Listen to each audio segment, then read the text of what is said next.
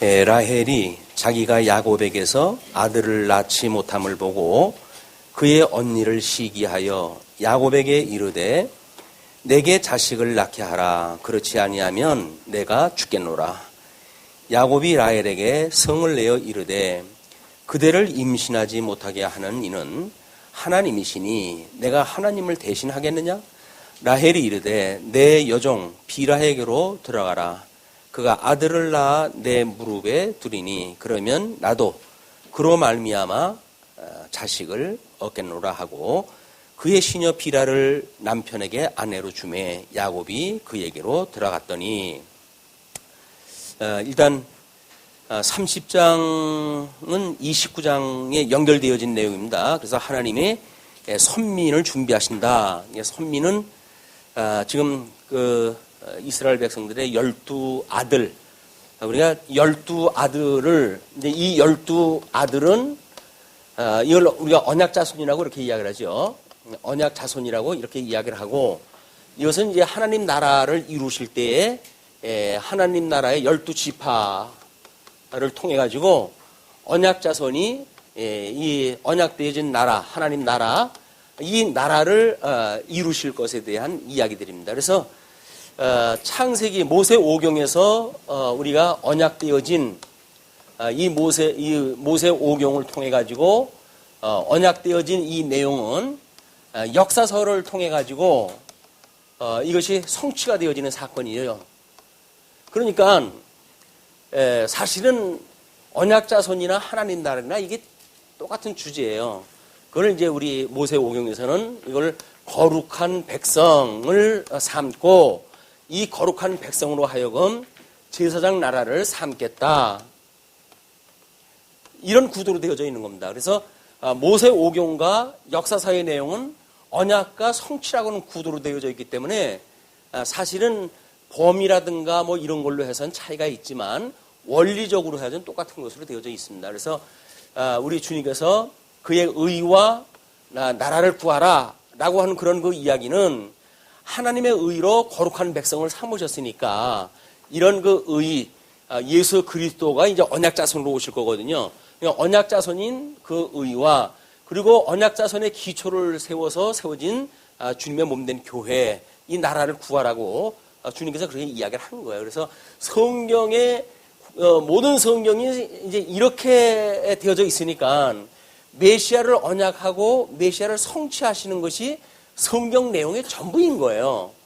그러니까 이것을 너희들이 구하면 이 의와 나라를 약속하셨던 하나님께서 그것을 이루시는 섭리 가운데 이 계시를 깨닫고 이걸 깨닫고 살아가는 성도의 삶을 섭리하실 때에 이것이 주가 되어지고 나머지 기타 부분들 이건 하나님께서 무엇이 필요한지 이미 다 알고 계시다. 그러니까 먹고 마시는 걸 구하는 거는 이방인들이나 구하는 거지 너희들은 이런 것이 약속되어졌으니까 이것만 구하라 그 이야기예요. 왜? 하나님께서 이걸 가지고 하나님의 그 크나큰 영광을 계시하셨단 말이에요. 이 영광을 계시하셨다. 그냥 성도, 이 영광의 계시를 깨달은 성도들은 마땅히 하나님을 경외하는 삶을 살아갈 수밖에 없지요. 살아가는 삶을 살아가다 보니까 여기서 무엇을 먹을까 마실까 이런 거는 이방인들이 구하는 것이고 너희들은 이 의와 나라를 구하게 되어지게 되면 이것이 성도들의 삶에 그대로 의의 실현으로 발현이 되어져서 증인으로 삶을 살게 되어지니까 세상 사람들이 생각을 하듯이 많은 것이 적고 적은 것은 나쁘고 강한 것은 좋고 약한 것은 나쁘고 또는 귀한 것은 좋고 천한 것은 나쁘고 이런 개념이 아니다. 이제 그런 그 이야기예요. 끊임없이 내가 그런 모든 부여되어지는 조건들은 나를 보여주시기 위한 계기의 수단이기 때문에 여기서 세상에서 부여하다고 하는 것이 부여가 아니라 부여한 나를 만나는 것이 부여한 것이고 여기서 사람들한테 높임을 받는 것이 높아지는 것이 아니라 나를 아는 것이 제사장 이 나라의 거룩한 백성으로서 이게 하나님 앞에 존귀함을 받는 사람이 되어진단 말이에요. 그러니까 하나님을 아는 지식으로 우리가 존귀하게 되어지고 또는 이 영육 간에 강건하게 되어지고 뿐만 아니라 부여하게 되어지고 라고 하는 것이 전부 신령한 세계의 것인데 이게 어둠의 권세가 자꾸 우리들한테 미혹을 하는 거예요. 예수님이 이 땅에 오셔가지고 시험을 40일 동안 받으실 때에도 끊임없이 그러잖아요. 40일 동안 금식한 예수님한테 이 돌덩어리로 떡을 만들어 먹어라. 그 이야기예요. 그러니까 먹는다고 하는 문제, 이 해 아래의 세계, 사망의 권세 아래에서 이게 존재의 이유라고 본단 말이에요. 이제 이 존재라고 한다면 이 사망 권세 아래 살아가는 사람들이 이게 존재라고 이게 믿어지니까 이게 보통 현재 철학에서 이야기하는 실존주의라는 거예요. 실존주의는 성경에서 말할 적엔 다 쓸어버릴 것이 지금 이 세계인데 철학에서는 이게 실존이라고 여기는 거죠. 이건 실존이 아닌 거예요. 실제라고 하는 거는 이 영존하시는 영원히 존재하시는 이분의 이 존재야말로 실존인 거예요. 이 실존하시는 하나님을 믿게 되어지니까 잠시 없어질 사단의 어떤 이런 그 계획의 미혹 이런 것들을 우리가 능히 이길 수가 있는 거죠. 이걸 모르게 되면 끊임없이 세상에 있는 걸로 해가지고 상대적으로 뭐 많다 적다 하는 걸로 해가지고 키재기를 하고 시기를 하고 이렇게 되어질 수밖에 없단 말이에요. 왜냐하면 라헬이 자기가 야곱에게서 아들을 낳지 못함을 보고 그의 언니를 시기하잖아요. 이 상대적으로 사는 삶으로부터 시기가 나올 수밖에 없는 거예요. 뭐 우리가 흔히 하는 얘기로 누구는 입이고 누구는 뭐냐 뭐 이렇게 하면서 이야기를 하잖아요. 맛있는 거 자기 혼자 먹게 되면. 근데 이 시기심이에요. 이게 시기심. 이건 상대적인 평가에 의해서 만들어지는 거거든요. 우리가 절대자인 하나님을 깨닫고 은혜를 따라서 하나님의 거룩한 백성이 되어졌다고 한다면 세속적인 거 가지고 시기하지는 않습니다. 얼마나 우리가 약하면 이걸 가지고 조금 있는 거 가지고 뭐 제세하고 조금 있는 권세 가지고 뭐 압제하고 뭐 이런 건 문제예요. 어떤 사람이 그런 이야기를 하더라고요. 이제 회황 그 사건이 벌어졌잖아요. 근데 왜 백성들이 그렇게 진노를 하다 할까요? 그 회황 그 뭐 비행기 하나 돌렸다고 하는 사건이 뭐 그렇게 대표적인 사건이라고 해가지고 사람들이 그렇게 열을 내가지고 시기를 하다 하고 그냥 뭐 저놈 죽여라 해가지고 그렇게 난리를 쳤을까요? 어떤 사람이 그 얘기를 그거보다 더 큰 어떤 절대 세력이 걔네들은 미워해도 돼 라고 하는 재가가 떨어졌기 때문에 사람들이 거기에서 모든 분풀이를 다 한 거예요. 갑질하는 사람들에 대한 분풀이를 거기서 다 했다. 그거를 그 사람은 전근대라고 하는 그런 근대 시대라고 하는 건 뭐예요? 근대라고 하는 것이 결국은 제왕주의 세대에 의해 가지고 군주 정치가 이제 하던 때 아닙니까? 이때가.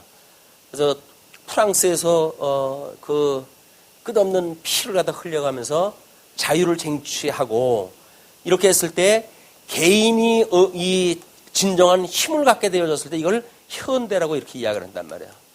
근대는 절대 어떤 그 국가의 세력이 모든 걸 장악을 하고 백성들은 그거의 어떤 일부 부속품처럼 살아가던 시대에 이걸 근대라고 한다면 그 수많은 혁명을 통해 가지고 피를 흘리면서 쟁취한 것이 개인의 자유를 쟁취한 거예요. 자유. 이 자유를 쟁취했다. 근데 우리 예수님은 우리를 이 사망 권세 아래 있던 이 우리를 불러내 가지고 신령한 세계의 자유를 주신 거 아니에요? 그럼 이 어마어마한 자유를 누리고 사는 사람들이 믿음으로 산다고 하면서 정근대적인 사고방식을 가지고 뭐 제국주의적인 어떤 그런 힘의 논리를 핀다든지 얼마나 이게 참 맞지 않는 일입니까? 우리는 철저하게 개인의 믿음의 어떤 그런 그 신앙의 자유를 보장하는 거 아니에요, 우리가? 이 정도가 돼야 교회에서 뭐 믿음의 수준만큼 사는 것만큼 사는 거지. 하나님께 믿음을 갖다 아직 안 주셨는데 뭐 이래야 된다 저래야 된다고 해가지고 교회 전체주의를 갖다 만들어가지고 성도들의 삶을 장악을 한다고 한다면 이게 이 역사 해석의 그 원리에도 맞지 않는 거예요. 하나님 역사 섭리를 갖다 해석을 갖다 해가는 거고는 맞지 않는다.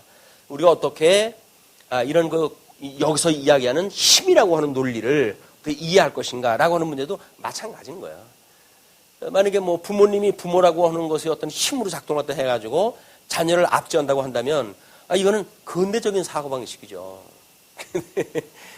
우리 자녀들에게 진정한 자유를 부여하고 그래서 아이들이 스스로 존경심의 발로를 통해 가지고 이 어떤 그 개인의 자유가 실로 부모님을 이렇게 귀하게 여기는 그런 데에 이르기까지 인내하고 참고 복음으로 끊임없이 가르칠 수밖에 없는 거예요. 이걸 모르게 되면 여기서 지금 라헬이 시기하는 그 시기심조차도 우리 해석할 수가 없어요. 근데 그 시기하에서 야곱에게 이르되 내게 자식을 낳게 하라. 그렇지 않으면 내가 죽겠노라. 제일 큰 겁박이 뭐예요? 죽겠다는 거예요. 내 말 안 들어주면. 이거 참 답답한 일이죠. 내 말 안 들으면 죽겠다는 거예요.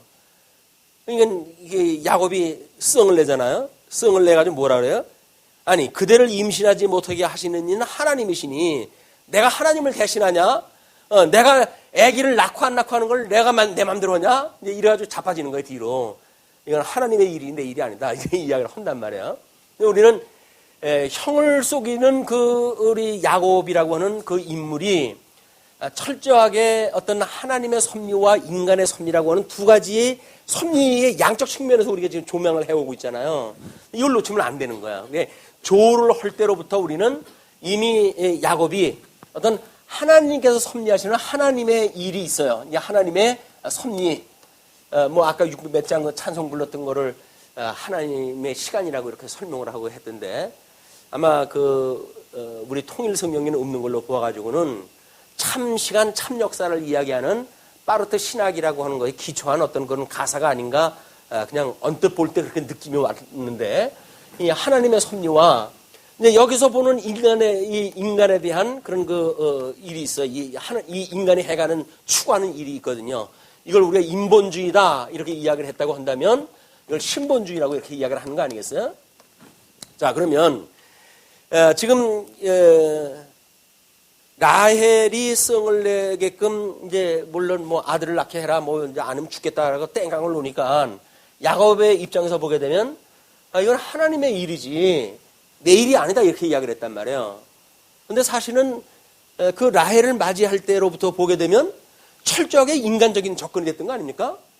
진혼에 첫눈에 반해가지고 이 여자 위해서 내가 살아야 되겠다 해가지고 7년 동안 했다가 삼촌의 사기당한 걸 알고는 7년 동안 더 봉사를 하고 그리고 얻었던 라헬이란 말이에요. 그 라헬을 쟁취한 거는 철저하게 인간적인 접근으로 시작되어졌던 거예요. 물론 하나님께서는 그거를 다 이렇게 빛과 어둠을 일반으로 여기시는 하나님께서 12아들을 만들어 가시는 섭리죠. 언약자손을 만들어가는 섭리입니다. 그러나 그 가운데 있었던 야곱이라고 하는 그 인물은 이 두 가지 요소를 다 가지고 있단 말이에요. 이것이 물론 예수 그리스도께서 이 땅에 오셔가지고 우리 참 인간의 모습을 이 땅에 이제 가지고 오셔야 우리 인간에 대한 것을 대속할 수가 있잖아요. 중보자로서의 대속이 가능하단 말이에요. 이 인간으로 오셔야 우리 모든 걸 채우라다 하시고 그리고 하나님이 성자 하나님으로 해가지고 지금 오시는 거 아니에요? 성육신 하시는 사건이란 말이에요. 성육신 하시는 사건. 그건 우리 예수 그리스도께서 하나님의 입장으로 이 땅에 오시는 이 중보자의 역할은 우리 하나님의 성품도 있어야 되고 인간의 성품이 있어야 되는 거예요. 그 두 가지 요소가 다 있어야 되기 때문에 인간의 성품으로 온전한 성품으로 오셨지만 이런 것은 우리 인간이 구약시대 때 이렇게 부족하고 인간이기 때문에 어쩔 수 없는 이 한계를 온전한 사람으로 오셔가지고 이걸 이루시겠다는 거 아닙니까? 이게 이제 예수 그리스도 온전한 우리 구속의 사건이란 말이에요. 그래서 구약의 예표대로 보여주는 모든 사람들은 전부 부족한 인간들의 이야기예요. 거기서 우리 예수님을 예표로 한다고 해가지고 완전 무교는 사람이 없어요. 다윗, 우리 찬송을 부를 때는 다윗과 같이 살 수 없나 이렇게 이야기를 하잖아요. 근데 다윗이 얼마나 자기의 어떤 그 이해관계에 있어서는 아주 약삭빠른 사람입니까? 남의 아내를 갖다 빼앗고 간통 사건을 일으키고 그리고 그걸 죄를 덮기 위해 가지고 본 남편을 죽이고 이거는 보통 사람들도 못할 악행이에요. 그걸 다윗이 했어요 그런 거를. 근데 무슨 다윗이 통일왕국을 이뤘다고 해가지고 그냥 우리는 이렇게 떠받친다고 한다면 그거는 이 근대적인 사고예요. 근대적인 사고. 그 다윗도 온전하지가 못하기 때문에 온전하신 예수 그들 예표하는 인물로 그냥 끝나는 거야. 그러니까 우리 다윗처럼 살고 싶어요. 뭐 이런 그 이야기는 언감생심 할 필요가 없습니다. 그냥 예수님의 제자로 살고 싶어요. 정답이지. 예수님의 이 제자로 살고 싶습니다. 이것이 정답이다. 이 시기하는 그런 그 문제를 이게 하나님이 하시는 일이지 내 일이냐? 라고 자기는 일단 도망갔어요. 뭐 우리는 늘 그러잖아요. 하나님이 다 하게 하시는 일인데 뭐 나한테 책임 있어? 그래가지고 나한테 돌아오는 책임이 있다고 한다면 우리는 얼른 하나님 앞에 숨어요. 그래 놓고 이제 면책을 갖다 받으려고 그러는데 하나님 그걸 모르시겠어요? 그걸 아주 달간대낮에 빨갛게 다 보여주죠. 너희를 얼마나 사악한 존재인지 내가 보여줄 거야 해가지고 우리한테 노출을 갖다 시켜주시는 일이 하나님이 해가시는 일이란 말이에요. 우리는 철저하게 하나님 앞에 우리가 이런 죄성을 갖다 인정을 갖다 해야지 자꾸 뭔가를 덮어가지고 뭐 이렇게 의롭고 하는 건 의미가 없어요. 오직 예수 그리스도의 의의, 이 예수 그리스도의 의의 옷으로만이 이게 덮여질 수밖에 없다. 이런 걸 우리가 이 복음에서 말씀에서 이제 우리가 받아야 되겠죠. 그러면서 라헬이 이르되 내 여종 비라에게로 들어가라. 그가 아들을 낳아 내 무릎에 두리니 그러면 나도 그로 말미암아 자식을 얻겠노라. 근데 그때 그냥 풍습이래요. 이제 어떤 아들이 없었을 때 아브라함한테는 몸종을 통해 가지고 유산을 물려주세요. 이렇게 이야기를 했잖아요. 이제 할 수 없습니다. 이 나이에 아들도 없고 이제 우리 그 몸종이 내가 아주 참한 몸종을 가지고 있으니까 그로 해가지고 내 기업을 있게 해주세요. 그랬더니 아니야, 네 몸에서 나야 돼. 그랬잖아요. 몸에서 나야 된다 그랬더니 하나님 이스마엘을 줬단 말이야. 그러니까 하나님께서 이스마엘 준 뒤에 아들 내가 줘야지 그랬더니 이스마엘 줬으면 됐죠. 뭐 됐어요 주님. 그랬더니 안 돼, 언약으로 말미암아야 돼. 이 얘기가 되어졌단 말이에요. 얘는 언약으로 말미암은 아들 이삭에게 아브라함이 언약으로 아들이 그 독자 이삭이라는 인물이었잖아요. 그 독자 이삭도 결국 우리 오실 예수 그리스도를 예표하는 인물이에요. 그냥 그 안에 야곱과 에서라고 하는 두 아들이 있어가지고 예수 그리스도의 택자와 불택자를 가름하는 이런 심판의 역사를 이미 예표로 다 그림을 갖다 보여주고 있는 사건이다. 자, 이제 그렇게 그 정도까지만 이제 보시고 5절로 8절 보게 되면 비라의 두 아들이 소개가 되지요. 비라가 임신하여 야곱에게 아들을 낳은지라 라헬이 이르되 하나님이 내 억울함을 푸시려고 이거 얘기하다가 말았네요. 아브라함에게도 그렇게 종을 통해 가지고 유업을 있게 하듯이 자기의 여종을 아내로 했을 때 그 아들을 안주인 여자가 자기의 아들로 할 수 있는 것이 그때 문화였단 말이에요. 그래가지고 이제 그 비라를 남편에게 들여보낸 거예요. 그랬더니 라헬이 이르되 하나님이 내 억울함을 푸시려고 내 호소를 들으사 내게 아들을 주셨다 하고 이로 말미암아 그의 이름을 단이라 하였으며 그래가지고 12아들이 소개가 되어질 거 아니에요. 이게 지난 시간에도 이 두 계보를 소개를 했다 하는 가운데 유다 지파와 북이스라엘 므낫세 에브라임과 므낫세 지파를 소개를 하다가 그 장자 르벤이 따로 뭐 우리 살려주자고 이야기를 했다 했는데 그걸 유다 쪽 이게 특징을 나누다 보니까 유다가 그 얘기를 했다고 그랬잖아요. 당장 예배가 끝나고 그게 유다가 아니고 루벤입니다라고 어필이 들어왔어요. 제가 실수를 시인을 했다고 합니다. 지난 시간에 들었을 때 유다가 살려주자고 했던 것이 아니라 루벤 장자로서의 루벤이 살려주자고 이야기를 했던 것이고 유다는 독자적으로 그 형제의 범죄도 가담을 했었고 자기의 독자적인 그런 걸로 해서 며느리 다말 사건이 있었던 것이다. 바로 잡습니다. 그렇게 그 내용을 바꾼 거예요. 왜냐하면 12아들에 대한 이야기를 하다 보니까 이게 헷갈리잖아요. 그래서 이번 시간에 헷갈리면 안 되겠다 싶어서 도표를 만들어 드렸어요. 12아들에 대한 거를. 그래서 그 이름과 이름의 뜻과 출생 순서, 그 다음에 나중에 이제 49장 가게 되면 뭐 이제 축복하게 되어지는 축복 순서, 축복의 상징, 그 다음에 성구, 이것까지 일목요연하게 정리하다 해드렸어요. 이제 49장쯤 가게 되면 거기에 나중에 이제 신명기에 가게 되면 지파별로 해가지고 축복하는 기가 또 나오거든요. 그래서 49장쯤 가게 되면 이제 그거 그림으로 아주 조금 더 이거보다 복잡한 그림을 소개해 드릴 거예요. 근데 여기서는 그 이름과 그다음에 그 엄마와 그다음에 이름의 뜻과 요 정도만 분별을 하시면 될 것 같아가지고 요약편으로 해가지고 먼저 이 그림을 소개를 해드립니다. 그러니까는 뭐가 잘못 이야기를 했다 해도 그림표는 제대로 했는데 말을 잘못했구나 이렇게 이해를 또 하셔야 돼요.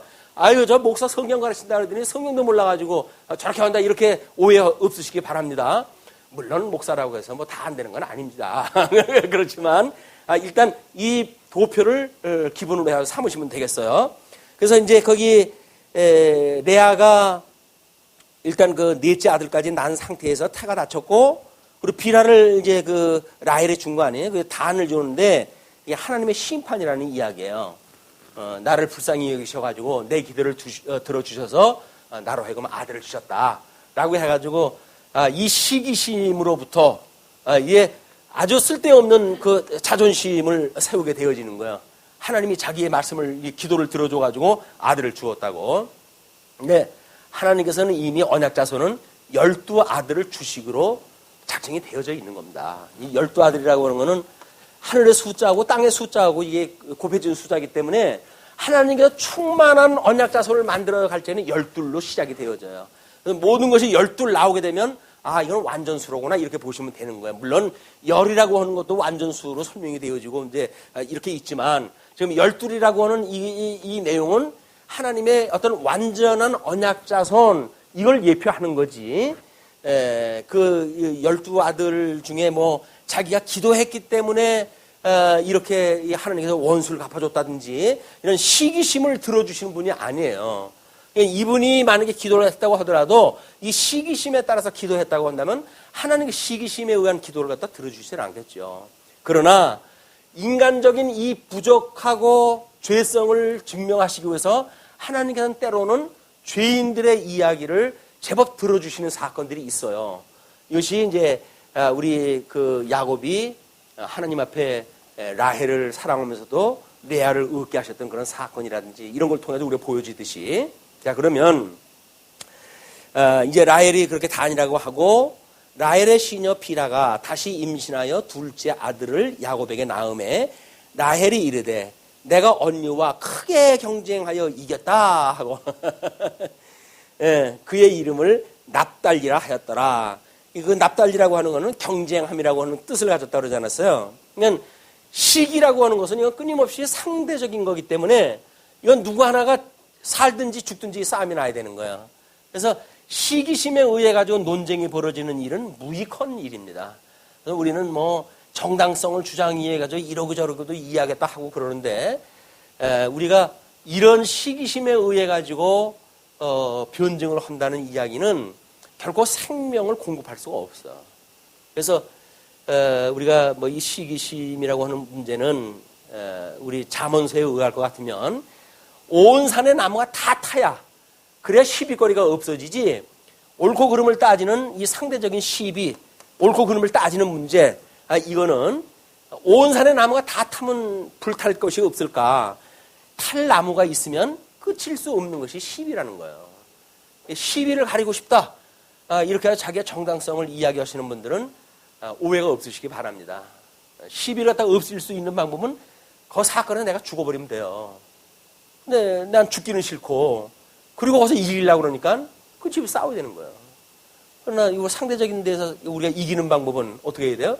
사적생이라니까요. 아니 싸우는 현장에서 내가 죽어버리게 되면 싸울 대상이 없어져 버리잖아요. 아니 그런데 거기서 살아가지고 이기겠다고 그러니까 사망 권세를 가지고 우리가 승리한다는 이야기는 뭐예요? 짐승 권세와 같이 살겠다는 거 아닙니까? 이게 무서운 일이다 오히려. 이런 시비거리가 있다. 성도 간의 시비거리가 만들어진다. 그러면 죽으면 돼요. 죽는다는 이야기는 나는 이 사건으로부터 난 죽었어. 나는 더 이상 개입 안 할 거야. 라고 하면 된단 말이야.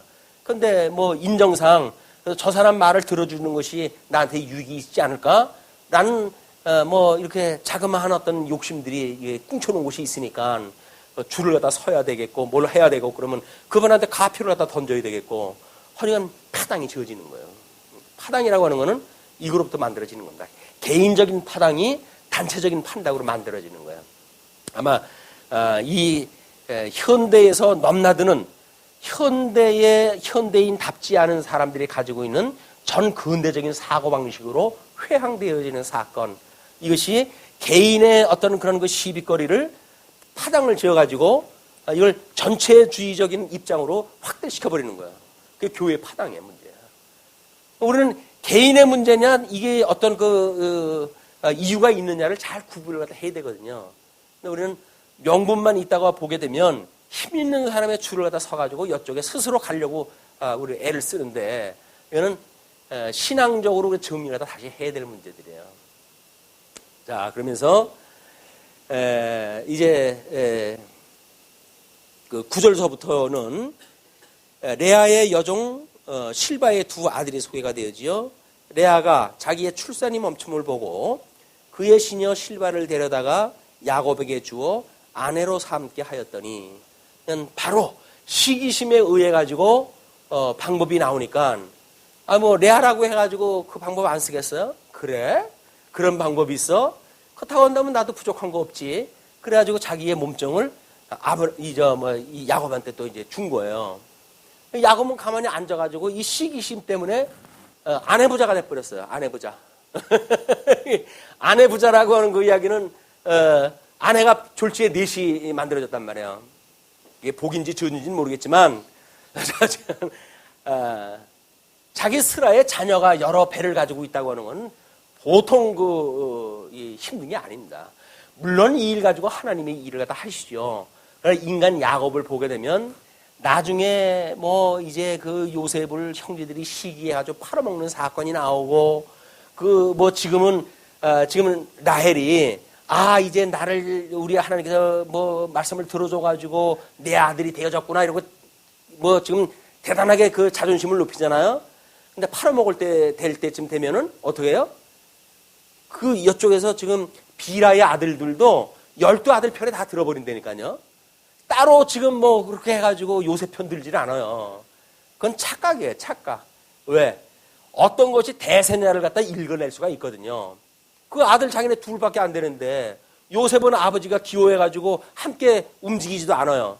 그렇다고 하면 지금 10명이 움직이는데 여기 2명이 자기네 비라의 아들들이란 말이에요. 그럼 비라의 아들들이 10명을 대적을 갖다 해가지고, 야, 그래도 우리 어머니 쪽에 이거 아들들인데 그거 죽이면 안 돼 해가지고 나서느냐? 안 나선단 말이에요. 안 나서는 거예요. 왜? 힘의 논리 앞에서는 그걸 죽으려고 나서겠어요? 안 나서요. 그러니까 지금 라헬이 아주 착각을 하고 있는 거예요. 내 아들이다. 이제 내게 이 아들을 줬다라고 이야기를 하지만 그건 자기 생각이고 자기 생각이고 그 아들들은 그 엄마라고 생각을 하지 않는 거예요. 그래서 그 라헬의 아들이었던 요셉을 죽이려고 했을 때 절대 가표를 던지지 않는다. 자, 이렇게 이야기를 하니까 이제 그 야곱에게 주어 아내를 삼게 했는데, 레아의 시녀 실바가 야곱에게서 아들을 낳음에 레아가 이르되 복되도다 하고 그의 이름을 갓이라고 그랬어요. 갓은 복됨, 행운 이런 그 뜻을 가지고 있는 것인데, 그렇게 하였으며 레아의 시녀 실바가 둘째 아들을 야곱에게 낳음에 레아가 이르되 기쁘도다, 모든 딸들이 나를 기쁜 자라 하리로다 하고 그의 이름을 아셀이라 하였더라. 아셀, 복받은 자라고 하는 그런 뜻의 이름을 이제 지어줬어요. 그래 놓고 14절로부터 21절까지 가게 되면 레아의 두 아들과 딸이 소개가 되어집니다. 밀 거둘 때 루벤이 나가서 들에서 합 한 채를 얻어 그의 어머니 레아에게 드렸더니 라헬이 레아에게 이르되 언니의 아들의 합 한 채를 청구하노라. 이 합 한 채라고 하는 이름은 여러 가지로 설명이 되더라고요. 근데 나름대로 자세한 그것이 체험제가 되어졌던, 아니면 아주 기분을 좋게 하는 방향제 역할을 한다고 하는 사람들도 있어요. 그리고 때로는 뿌리가 두 개로 되어져 있어서 우리 인삼처럼 사람의 형상을 가지고 있는 뿌리를 가지고 있기 때문에 어떤 다산의 의미를 가지고 있었다. 그러기 때문에 이렇게 이제 어떤 여기서 지금 설명드리는 합한체를 설명하다 하는 이런 그 사람들이 있는데, 그런 건 중요하지는 않습니다. 왜냐하면 딱히 그거라고 설명은 하지 않아서 성경에서는 그냥 합한체라고는 채소 이름만 밝혀진 거야. 근데 그 합한 채를 아들이 이제 루벤이 장남이니까 들에 나가서 그걸 얻어가지고 엄마한테 줬어요. 레아에게.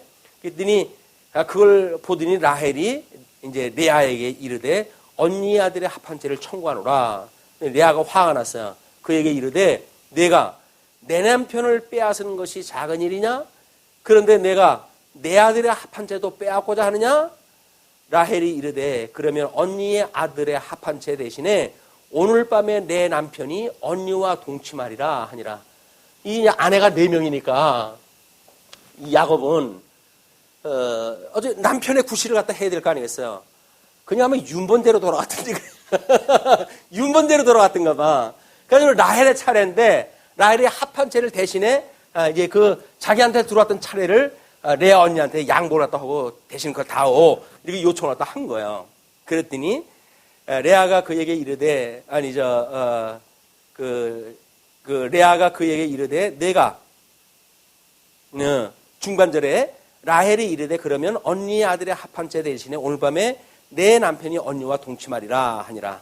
저물 때에 야곱이 들에서 돌아오매 레아가 나와서 그를 영접하며 이르되 내게로 들어오라.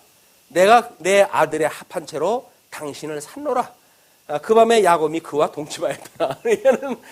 이 야곱은 자기가 주도권도 가지고 있지를 못해요. 그래가지고는 4명 아내를 어떻게 하면은 평화를 유지하며 살아갈 것인가. 그러니 얼마나 눈치를 보면 살았겠어요. 한 여자하고 사는데도 눈치를 보고 살아가지고 요즘 남자들은 뭐 이걸 주방으로 가야 오르냐, 소파에 앉아가지고 TV를 다 봐야 되냐, 이걸로 지금 시험을 당하고 있는 판인데, 4명의 아내를 갖다 이걸 조율한다는 건 보통 문제가 아닌 거예요. 지금 이제 우리 중동권에서 어떤 다처주의를 갖다 하는 그분들은 나름대로 아주 계율이 엄청납니다. 절대권이 남편한테 있기 때문에, 특별히 어떤 시기심이 있다든지 하고는 당장 내쫓아버린다든지 하는 이런 전 근대적인 그런 통치 방법이 있거든요. 꼼짝을 못하는 거예요, 여기서는. 그리고 불러주시면 하여와 같습니다. 성은이 망극하옵니다 하고 그냥 들어갈 판이지 주도권을 가질 수가 없는 거예요. 근데 이제 특별히 이 라헬은 야곱에게 총애를 받는 사람 입장 아닙니까? 그러니까 간이 배밭으로 나온 거예요, 지금. 그래가지고 윤본제니 뭐니 다 필요 없어. 오늘 네가 갖고 합한 채 대신 날 줘. 이렇게 이제 이야기를 한 거예요. 자, 사랑이 잘못 확인되어지게 되면 교만으로 이르게 되어집니다. 그래서 고린도전서에서 사랑은 교만하지 않다고 이렇게 다짐을 주는 것 같아요. 사랑은 사랑받는다고 해서 교만한 것이 아닙니다. 하나님 앞에 우리가 엄청난 사랑을 받는다고 하지만 오히려 그 하나님 앞에 경외하는 삶을 살아야지, 사랑한다고 하는 걸 핑계를 대가지고 지 하고 싶은 대로 막 살면서 내가 하나님의 아들이요, 나 좀 못 봐줘? 이렇게 해서 땡깡 부린다고 하는 이야기는 있을 수가 없는 거예요. 사랑을 오해하는 대로부터 간이 배밭으로 나온다. 사랑이라고 하는 거는 지극히 공손함으로 공경하는 걸로 해서 이 어떤 열매가 맺혀지지, 사랑한다고 하는 걸 확인하는 사람이 막 앞으로 나오질 않아요. 지금 이제 한국 교회에서도 그런 문제가 나타나고 있지만, 이 다락방 사건이나 또는 이제 우리 이번에 있었던 그 문제라든지, 그래서 구원받은 사람들은 더 이상 죄에 대하여 우리는 아무런 상관이 없다라고 말하는 것은 성경의 극히 일부분, 협의적인 복음만을 알기 때문에 그러는 겁니다. 하나님께서 얼마나 내가 거룩하니 너희도 거룩하라 라고 하면서 이 거룩한 백성을 삼아가시는 그 하나님의 섭리를 모르니까 막 써도 된다는 이런 막가파가 나오는 거예요. 막가파 예수쟁이가 나오는 겁니다. 이 막가파 예수쟁이는 말릴 재간이 없어요. 하나님이 그렇게 했다고 그러는데 어떻게 있어요? 우리가 정말 말씀을 분별하지 않으면 아주 이 사악한 시대에 우리가 살고 있다. 이런 경각심을 다시 한번 확인하다 할 필요가 있습니다. 그러니 하나님이 레아의 소원을 들어주셨으므로, 이건 이제 하나님이 레아의 소원을 들어주셨다고 하는 성경 기자에 대한 해석이에요. 아까 라헬이 이야기했던 것은 자기의 이야기고, 그 다음에 이 레아의 사건은 레아의 소원을 들으셨으므로 그가 임신하여 5째 아들을 야곱에게 낳았다라고 하는 것은 성경 기자의 객관적인 그 기술이란 말이에요. 그러면서 레아가 이르되 내가 내 시녀를 내 남편에게 주었으므로 하나님이 내게 그 값을 주셨다 하고 그의 이름을 이사가리라 하였으며, 그 이사가리라고 하는 뜻도 거기에 뭐라고 나옵니까? 예, 보상받음 이러나요? 보상받음. 그 다음에 레아가 다시 임신하여 여섯째 아들을 야곱에게 낳은지라. 하나님이 아주 공평하시죠? 빌하든 뭐 우리 레아의 첩이든 아니면 라헬의 첩이든 2명씩밖에 안 줘요. 딱 2명씩만 줘요. 왜? 하나님이 12 숫자 채우는 데 있지. 누구도 누구를 사랑하느냐 어쩌느냐 하는 니네 편에 내가 서 있기 싫어. 그 이야기예요. 서로 시기하고 하는데 내가 너희 누구 편 들기 싫어. 그렇게 해가지고 신적 섭리를 갖다 했을 적에 레아를 통해 가지고 6 아들을 주는 대신에 소첩의 아들을 통해 가지고 2 플러스 2 해가지고 4 아들을 주고, 기고만장하는 라헬은 라헬은 2 아들만 주게 되어지는 거야. 근데 이게 하나님이 해가시는 섭리인 거야. 자, 그런데 레아가 다시 임신하여 레아가 이르되 하나님이 내게 후한 선물을 주시도다. 내가 남편에게 6 아들을 낳았으니 이제는 그가 나와 함께 살리라 하고 그의 이름을 스불론이라 하였으며. 뭘 빼먹었나요? 어떻게 이쪽으로 바로 띄인 것 같아요? 19절을 빼먹었나요? 다시 레아가 다시 임신했어요. 이번에는 레아가 스스로 임신했다 해가지고 여섯째 아들을 야곱에게 낳은지라. 레아가 이르되 하나님이 내게 후한 선물을 주시도다 라고 해가지고 스불론이라고 이름을 지었대요. 그 스불론은 함께 거처함이라고 하는 뜻입니다.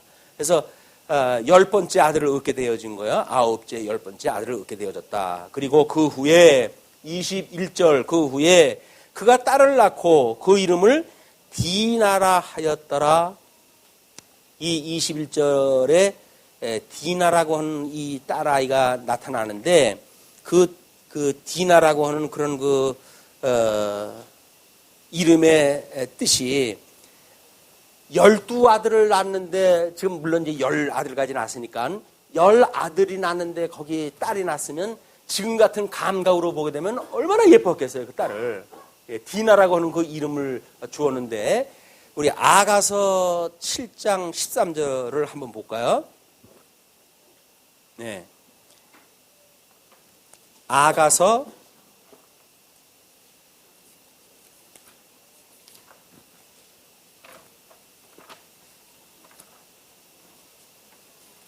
7장 13절 보게 되면 합한 채가 향기를 뿜어내고 우리의 문 앞에는 여러 가지 귀한 열매가 새것 묵은 것으로 마련되었구나.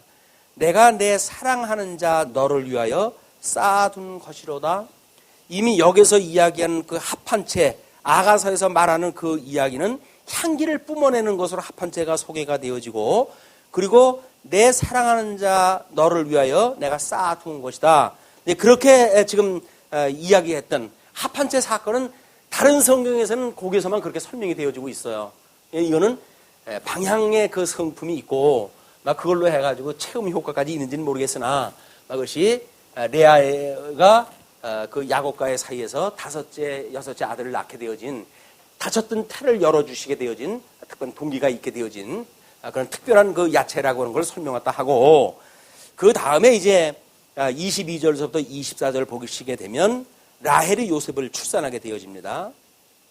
지금 하나님이 10 아들을 낳고 여기서 둘 낳고 6 아들을 낳고, 그리고 여기서 이제 디나라고 하는 딸을 주었어요. 이 디나라고 하는 이 딸 때문에 여기서 루벤이라고 하는 아들하고 둘째 아들 이름이 뭡니까? 루벤하고 시므온. 그 시므온이 지금 자기 엄마가 낳은 딸 아니에요. 이게 그 딸이 어떤 그 이제 여행 중에 겁간을 당하고 그렇게 하몬 집에 어떤 그런 그 원수를 갚는 사건이 여기서 스불론 그 르벤하고 이 시므온이 그 원수를 갚는 데 앞장을 서요. 이 디나 사건 때문에. 그래가지고는 이 레위라고 하는 그 아들하고 3 아들이 왕권, 장자가 1, 2, 3, 4 이런 순서로 되어져 있는데, 여기서 왕권이 이어지려면 첫째 아들한테 이게 장자권이 주어야 되지 않겠어요? 이게 영적 장자권이 주어진다고 한다면 첫째 아들서부터 주어야 되는데 첫째 아들, 둘째 아들, 셋째 아들이 결국 사유가 만들어져요. 그래서 하나님께서 넷째 아들인 유다에게 왕권을 갖다 줄 수밖에 없는 이 계보가 만들어져요. 그래서 결국은 이제 뭐 창세기나 신명기에서 유다를 통해 가지고 약속한 것이 왕의 홀이 너를 영원히 떠나지 않을 것이다 라고 해서 이 유다로부터 다윗이 나오고 여기서 예수 그리스도가 출생되어지는 계보가 만들어지는 겁니다.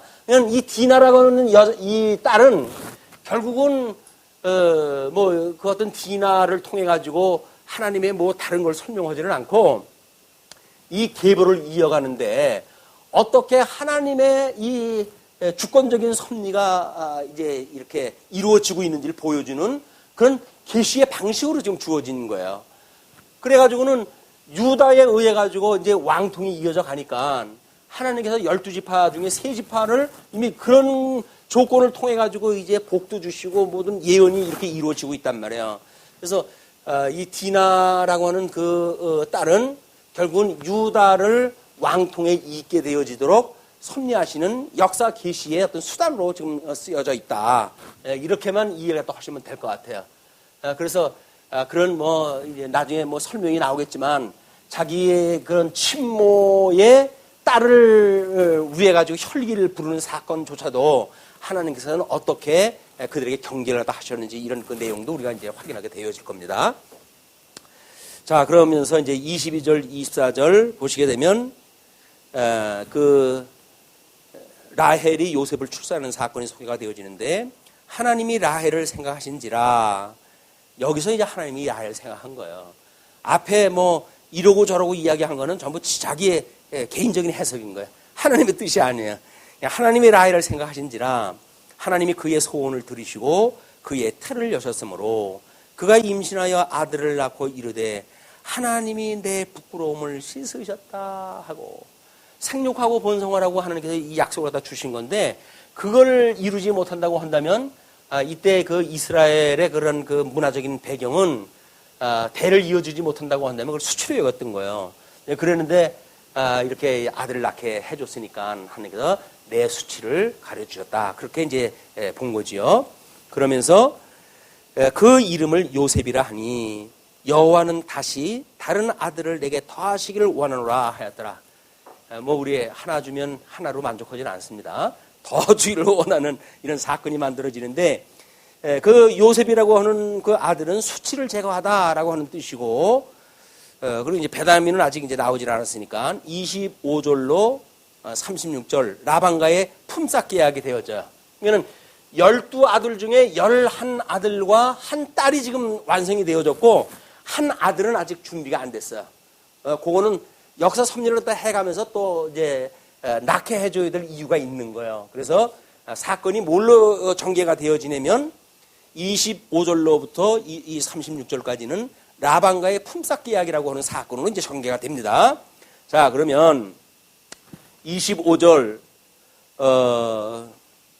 그렇게 이야기돼요. 라헬이 요셉을 낳았을 때 야곱이 라반에게 이르되 나를 보내어 내 고향 나의 땅으로 가게 하시되 그 이야기는 하나님은 12아들을 여기서 다 준비를 갖다 해야 되는데 하나님의 그 뜻보다 조급증이 났어요. 땅으로 가게 하시되 내가 외삼촌에게서 일하고 얻은 처자를 내게 주어서 나로 가게 하소서. 내가 외삼촌에게 한 일은 외삼촌이 아시나이다. 내가 헐먹콩 했으니까 날 돌아가게 해주십시오. 그런 그 이야기죠.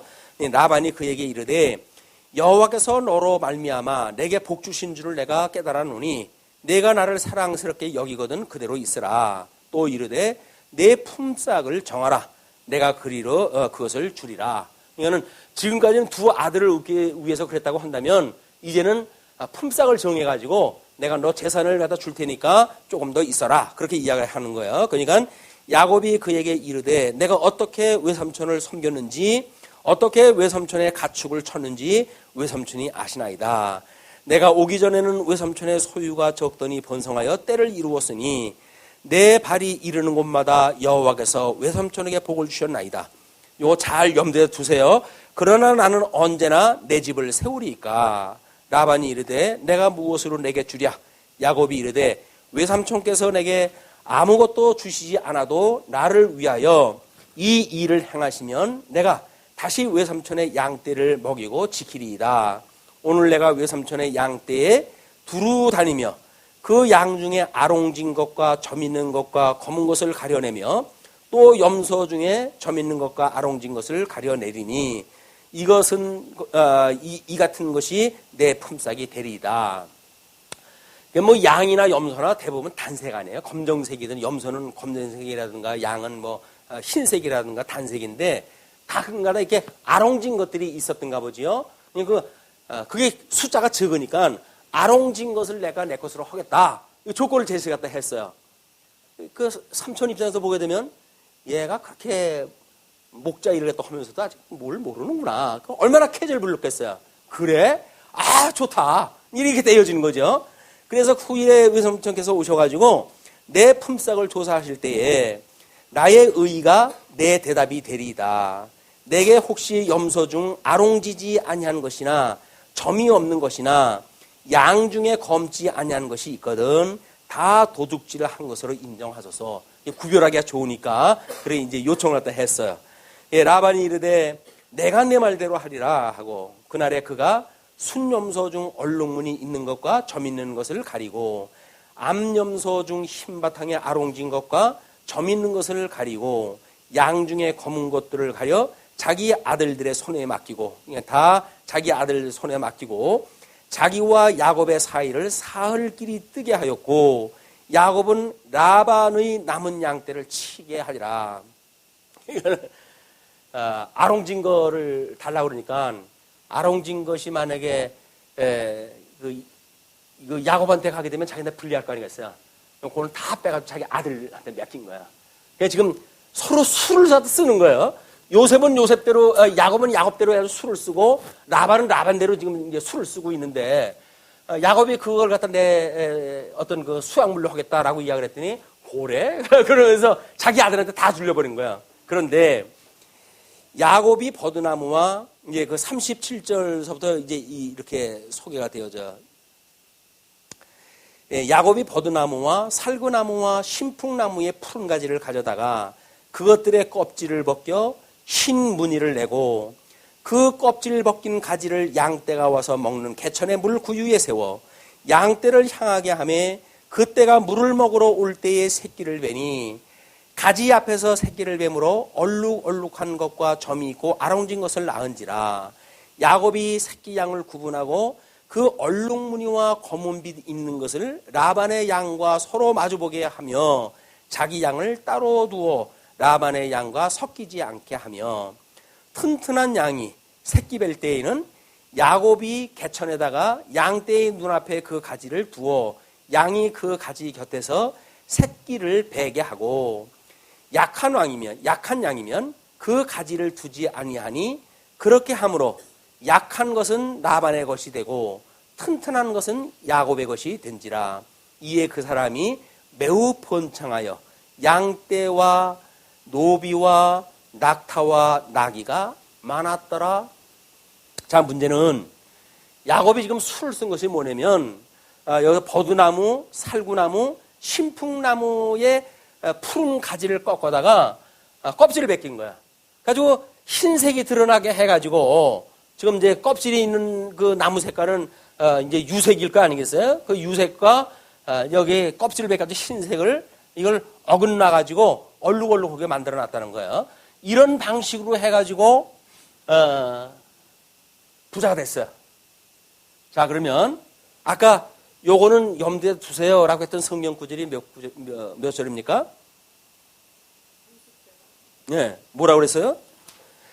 이 라반이 이르되 내가 무엇으로 내게 주랴? 야곱이 이르되 외삼촌께서 내게 아무것도 주시지 않아도 나를 위하여 이 일을 행하시면 내가 다시 외삼촌의 양떼를 가리키리이다.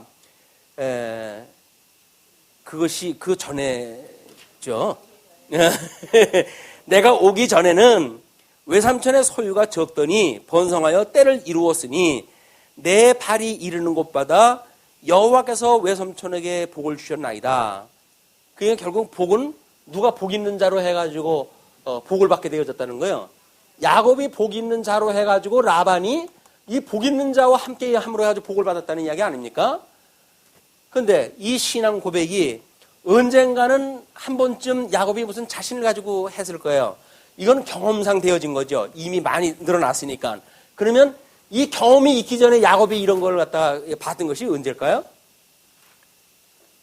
29장쯤 가게 되면 이제 그 야곱이 29장이 아니라 28장 야곱이 중간에서 베델에서 하나님을 만나게 되는 사건이 나오죠. 신앙 고백을 했을 때. 거기서 우리 이렇게 한번 보세요. 20절에 야곱이 서원하여 이르되 하나님이 나와 함께 계셔서 내가 가는 이 길에서 나를 지키시고 먹을 떡과 입을 옷을 주시어 내가 평안히 아버지 집으로 돌아오게 하시면 여호와께서 나의 하나님이 되실 것이요 내가 기둥으로 세운 이 돌이 아버지 하나님의 집이 될 것이요 그 다음에 하나님께서 내게 주신 모든 것에서 10분의 1을 내가 반드시 하나님께 드리겠나이다 하였더라. 뭐 때문에 이렇게 한다고요? 왜 이렇게 하신다고요? 잠을 깨가지고 하나님께서 이야기하시기를 그 잠길에 꿈에 이야기하시기를 15절에 이렇게 이야기를 해요. 14절 내 자손이 땅에 티끌같이 되어서 내가 서쪽과 동쪽과 북쪽과 남쪽으로 퍼져나갈지며 땅의 모든 족속이 너와 내 자손으로 말미암아 복을 받으리라. 그리고 내가 너와 함께 있어 내가 어디로 가든지 너를 지키며 너를 이끌어 이 땅에서 돌아오게 할지라 내가 내게 허락한 것을 다 이루기까지 너를 떠나지 아니하리라 라고 했던 하나님의 말씀을 듣고 지금 했던 일이란 말이에요. 그렇다고 한다면 이미 계시로 받았던 사건 이거는 아직은 손에 잡힌 일이 아니었어요.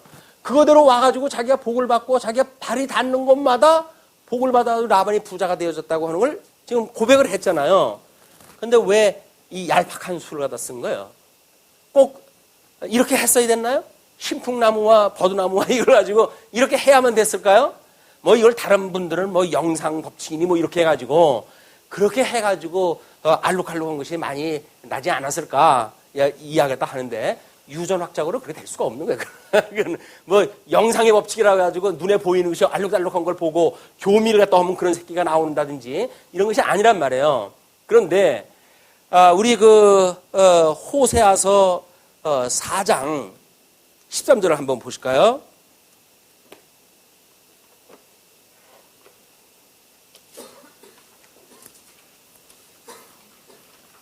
네, 호세아서 4장 13절 이거 보시게 되면 그들이 산 꼭대기에서 제사를 드리며 작은 산 위에서 분향하되 참나무와 버드나무와 상수리나무 아래에서 하니 이는 그 나무 그늘이 좋음이라.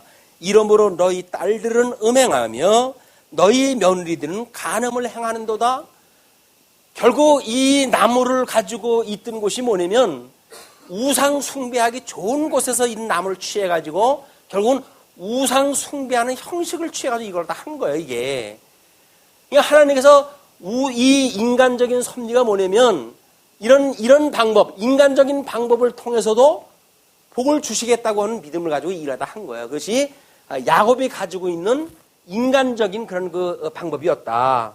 우상을 섬기는 마음을 가지고 라헬을 자기가 요구했던 것처럼 인간적인 측면에 그런 보통 그때 있었던 어떤 문화, 우상 섬기는 그런 그 형식 이런 걸 가지고 약속이 이루어지는 걸로 본 거예요. 우리 아까 이렇게 확인했던 것처럼 하나님께서 정말 복 주시기로 확인이 되어졌다고 한다면 그런 방법을 쓰지 않아도 됩니다. 그런데 왜 하나님께서는 이런 구차한 방법을 통해 가지고 했던 야곱에게 그 복을 들어주셨을까? 이것이 우리 예수님의 이런 계보를 따라가다 보게 되면 이방인 여자를 통해 가지고 이제 이 계보를 이어가는 사건들이 있게 되어져요. 그러니까 하나님께서 절대 주권적으로 은혜를 주어가지고 만들어가는 사건이고 언약대로 이루어가는 사건이지 그것이 인간들의 어떤 수에 의해 가지고 만들어지는 것이 아니라고 하는 사실을 보여주는 사건이 이 계보에서 나타나는 불륜의 사건들인 거예요. 뭐 다말이라고 하는 그 유다의 아내 다멜 사건을 통해 가지고 어떻게 이 성스러운 성경의 계보에서 유다가 자기 며느리와 사이에서 아들을 낳게끔 하셨을까 하나님께서. 이게 세상 사람들한테는 이해가 안 가는 거야. 그만 먹고 하나님께서는 너희들은 아담 이외의 모든 것들이 죄인이다. 이게 죄 중에 너희들이 잉태되어졌고 죄 중에 출생되어진 거야. 나의 은혜가 아니면 너희들은 이 은혜의 계보에 가입할 수가 없는 거야. 라고 하는 걸 설명하는 방식이란 말이에요. 여기서 기능적으로 이렇게 하면 그 알록달록한 것이 만들어져요?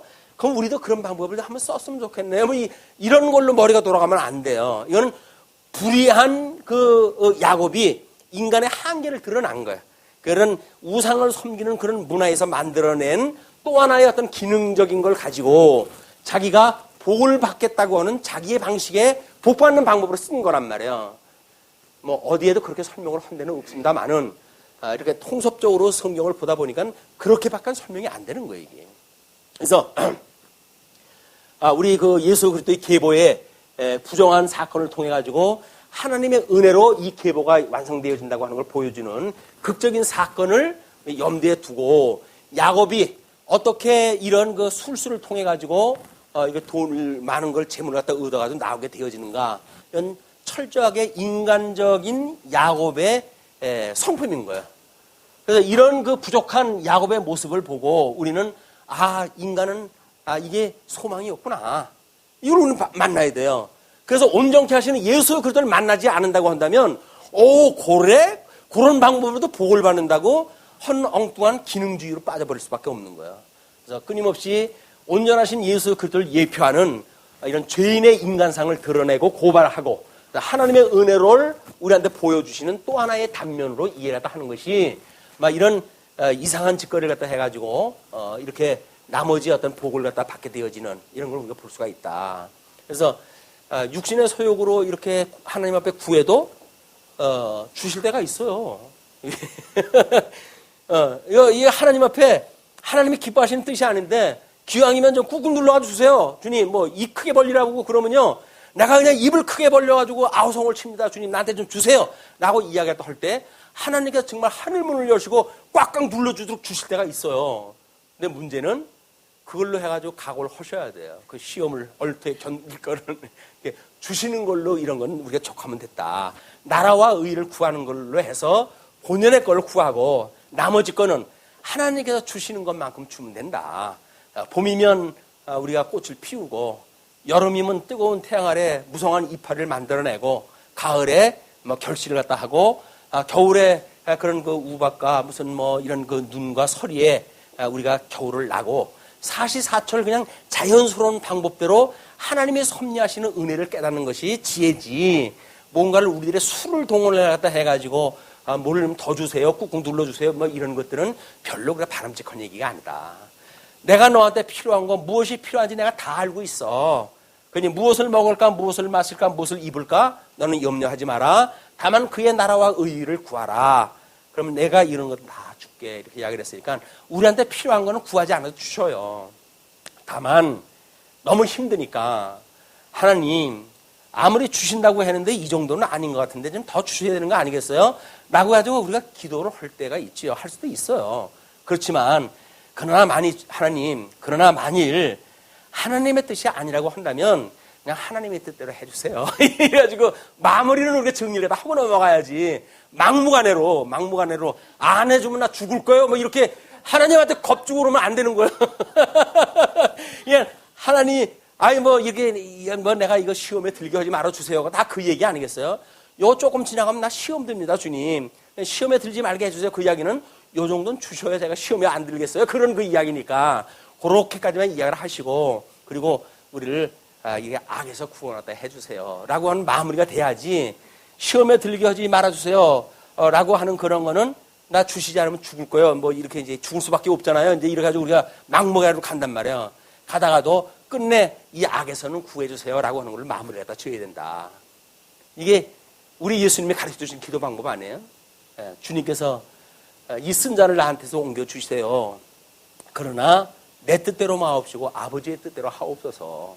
예수님이 가르쳐 줬으니까 우리가 예수님을 배운 그 제자로서 마땅히 시험에 들게 하지 마옵시고 너무 적어서 시험에 들까 말까 해요, 주님. 조금만 더 없어지면 저 시험에 들 수밖에 없을 것 같아요. 그냥 말게 해주세요. 그 이야기는 조금 더 달라고 하는 이야기에 사실 뒤집어서 이야기를 하면 그러나 악에서는 구원하다 해주세요. 라고 하는 그것이 이 기도의 마무리입니다. 그래서 온전한 육신의 소욕을 다 제거시키고 성령의 소욕으로 온전하게 되어지는 그날까지 우리 주님께서 우리 붙들고 가신다고 하는 이 믿음을 가지고 흩어져 있는 한 주 동안도 아주 담대한 믿음으로 가지고 심령의 평강을 누리는 평안한 한 주가 되어졌으면 좋겠습니다. 기도하시죠.